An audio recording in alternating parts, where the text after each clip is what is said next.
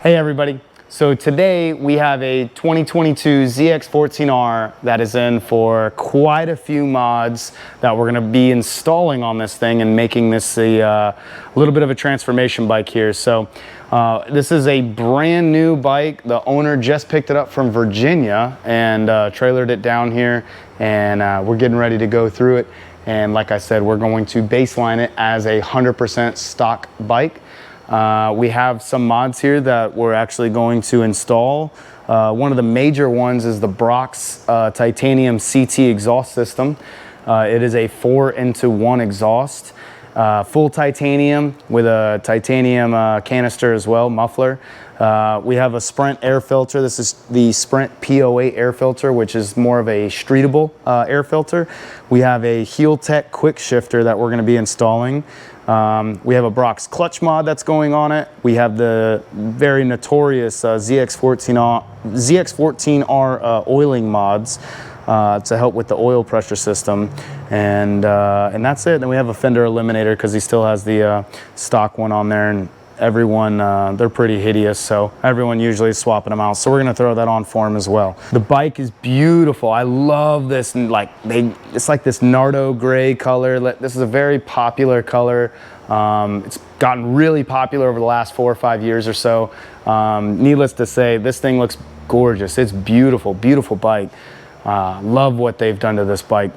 When I said it was new, I meant it. It's brand new. 88 miles on the dash. Crazy.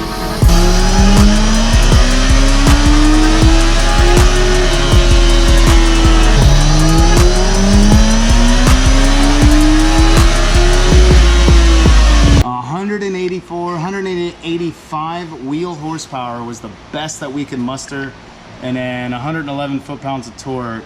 But all in all, yeah, we'll say 185 and 111 basically. Pretty good. Air fuel, little off, really off, real rich here, dumping fuel here, really lean all down in the lower to mid-range RPM, and then mid to upper RPM. Now we're dealing with a very rich, kind of comes back, and then it dumps fuel again, and then dumps even more fuel as you hit redline. So pretty crappy all in all. All of that's going to change when we're done with it. Typically with the setup, the modifications that we're doing on this bike, typically we should see roughly right at 200 to the wheel, if not a little bit more than that. So we're talking about gains of about 15 rear wheel horsepower between the air filter, exhaust, and the ECU flash and dyno tune. So really impressive. We'll see though, we'll see what it does. That's my guess. That's usually what they do here on this dyno. So, and that's on pump gas. That's on 93 octane pump gas, which is pretty crazy, pretty big gains. So stay with us on this one. Really curious to see the outcome on it. And yeah, we'll see you in a little bit. So we finally got the 2022 ZX14R up on the lift, and I just wanted to give a quick little update here where we're at. We've got the tail all torn apart. We got the fairings all taken apart. We started on draining the oil, so we got the oil all drained. Obviously, we got the stock exhaust system all removed. This thing is getting pretty stripped down here, so what we're gonna do next is pull the oil pan and do some of these oil mods. What we're gonna do is install the high pressure oil relief valve, which is in your oil pan. We're gonna go ahead and install that. And then we also have a oil pump cover. It's a billet oil pump cover that we're gonna put on there. What ends up happening with your stock oil pump cover is it gets flex in it whenever you're driving and it gets hot and you're beating on it, you're having some fun. What ends up happening is that cover flexes a little bit and your oil pressure drops. And when your oil pressure drops, that's not a good thing. That can create a spun bearing. It can create a lot of issues with the engine. It's very common on these bikes to have spun bearings actually if you run the oil level low. So a good little tip for all you ZX14 and 14R guys is keep your oil high, okay? We usually like to keep it on the high level mark. Here, I'll show you real quick. We usually keep our oil right around here on this upper mark, or even we'll fill the glass depending on what kind of application and what they're riding the bike for, but we usually keep it on the high line. just because these are very prone, again, to spinning bearings. So we always make sure that we always want to have adequate oil in there, okay? Again, we're going to take the oil pan off. We're going to swap out the high pressure oil relief valve, and then we're going to take this all apart. We're going to take the clutch cover off. We're going to take the clutch assembly out. And then what we're going to do is we're going to install that oil pump billet gear. And then he's also getting the Brock's clutch mod as well. So we're going to throw some stiffer springs in here for him, and should help out with the added power that we're going to throw at this thing. So once we install the exhaust and we do all this other stuff, then we're going to flash and tune this bike, and hopefully make some damn good power here like they typically do. Also, we installed a Sprint PO8 air filter on the bike, and where your air filter is located is right here. So you got to take the fairings all off, and you pull these two bolts out, and then this cover comes off, and your air filter actually slides inside the frame. So this is your air box. The frame is your air box. Some people actually don't know that on the ZX14Rs and the ZX14s, the frame, how these are your air ducts coming in, and it literally goes straight into the frame through the air filter, and then your velocity stacks and everything is right here. And here's your intake going, here's your throttle body assembly that goes into the motor. So little tidbit of information for some of you guys. The other thing we're also going to do is he's getting a quick shifter installed as well. So we're going to take some of this out so we can route all the wiring up here, and go ahead and tee into all the coil packs, which I don't know if you can see it or not. Let me get a flashlight in there. You can see there's cylinder number 1 right here. It's kind of a tricky spot, but you can kind of see it right here. There's cylinder 1, there's that first coil, and they just go further in, and you can see it is a cluster in there. So doing a quick shifter or doing anything on top of this motor is not a lot of fun, especially if you got big old hands. That it can be a challenge. We have the oil pan now off, and we have the oil. This is the OEM oil pressure relief valve here, and this is the high pressure oil relief valve here. So it is billet, so you got to be careful. And whenever you remove your OEM one, when the new one goes in, it's highly recommended that you throw on some red Loctite on it, just so again we don't have any issues in the future with it coming loose and coming undone. So we finally got the clutch assembly all taken apart here. We got the oil pan still off, that's why I can see my hand underneath here. So this is the oil pump gear. This is the oil pump gear right here, and then this is the cover that I was referencing. So this cover is what we're going to take out, and we're going to swap this out. So this gear actually runs on a shaft. This is where it's pressed on right here onto the shaft, and that shaft is actually what goes across, and it connects to your water pump. So both of them are spinning at the same time at the same RPM, and they both are mechanical. So what we're going to do is we're going to take these 3 bolts off right here, 1, 2, and 3. We're going to remove this. We're going to remove this cover with the shaft.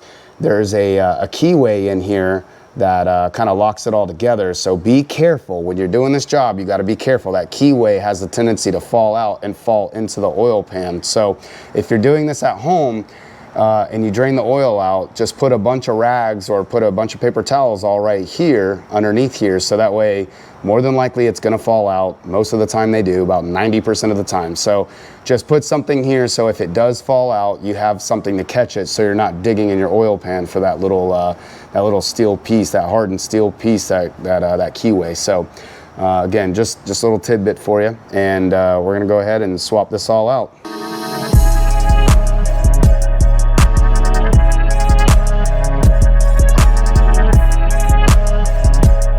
So that's that keyway that I was saying that is notoriously falling out. And notice, we haven't even gotten it all the way out yet, and it already fell out.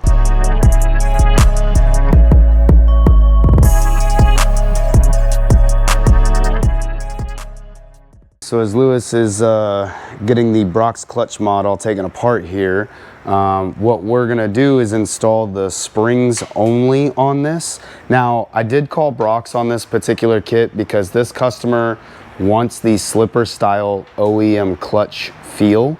He just mainly wanted some stiffer springs done on this bike. Now, when I called Brock's, they did tell me that that's not how their kit works. Their kit works all together, because what you're supposed to do with their kit, we got this pressure plate on. We'll take this pressure plate back off, but underneath it, there's these little fingers. There's like 3 little fingers that kind of come out on the pressure plate behind the clutch hub nut. And those fingers are kind of what makes this kind of like a springy feel, if you will. What you're supposed to do is delete that and put the billet. They make this billet spacer right here. All right, well, I can't get it out with one hand, but they make this billet spacer right here, and that spacer is supposed to go, this spacer is supposed to go where those fingers are. And we're actually opting, again, not to do that. And Brock's told me that we should be doing that. But again, and these are the fingers that I was talking about. These are the springs that kind of make it that slipper style clutch. So we're gonna leave these in here actually, and not install that billet spacer, and just see how it works. So if we get some any kind of like clutch slipping or anything like that on the dyno, I'll be able to see it on the dyno through the power curve. So if we do experience anything like that, we'll go ahead, we'll take this back apart, and then we'll swap it out to ensure that we don't get any slippage. So again, Brock's told us to install that billet spacer with their clutch kit. They go hand in hand. Again, we're just trying something for the customer. We're just gonna try something a little different, so that way he could still get a stiffer grab and get some stiffer springs while still retaining that OEM slipper style clutch. So we finally got the quick shifter installed, we got the oil mods installed, and we got the exhaust installed. So we're just gonna do a quick little walk around, and we're gonna show everything before the final wipe down and before we throw this on the dyno here. So here is the HealTech quick shifter. It's this little washer spacer, if you will, tiny little sensor. I love running these things. They're great quick shifters. It just takes a little bit of calibration and they come out great. Anyways, here is the exhaust. We are, this is a Brock's CT style exhaust. It's a full titanium exhaust. Now we still need to wipe it all down. I just wanted to give you a good idea, kind of like what it looks like when you have the oils on your hands and everything as you're touching it during the install. Even wearing gloves and stuff, the gloves get dirty as well, so it doesn't matter. It's gonna get dirty, so just expect that. But we started to wipe down the muffler here, so you can kind of see the transition of how clean it looks now. So we're gonna get this thing all wiped down and we're gonna get it cleaned up. So as we burn this thing in, it's just gonna turn those beautiful like blues and purples and golds. We're gonna see a really, really pretty array of colors here as we do it. So we got some oil in it too, and this thing's ready to rock here in just a little bit. So, and we got the fender eliminator on. It's nice and clean, nice and tidy. No longer that big giant thing hanging off the back of your bike. So we're excited. We're excited to get this thing on the dyno and start seeing what kind of numbers we're gonna get in. The exhaust looks flawless. It is super, super clean now. We got it all wiped down. This is what it's supposed to look like whenever you're done with the exhaust install, so that whenever you're burning it in, it's just nice and smooth. The colors come out beautiful. This is the way you gotta do it.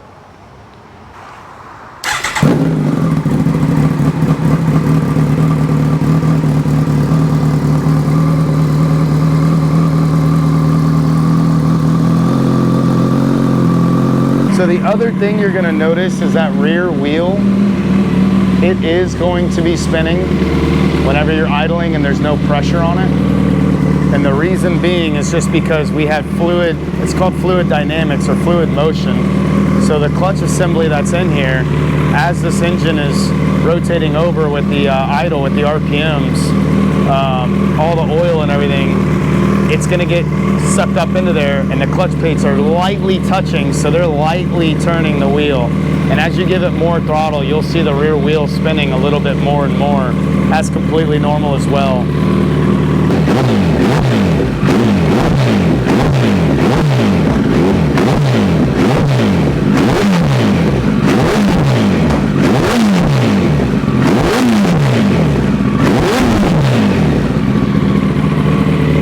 next stop with this thing will be on the dyno. We're gonna leave it all stripped down when we get it on the dyno. So again, that way if we have any issues, we have any errors, we have anything we need to adjust, we can get to it easily, and we'll be able to make changes as we go.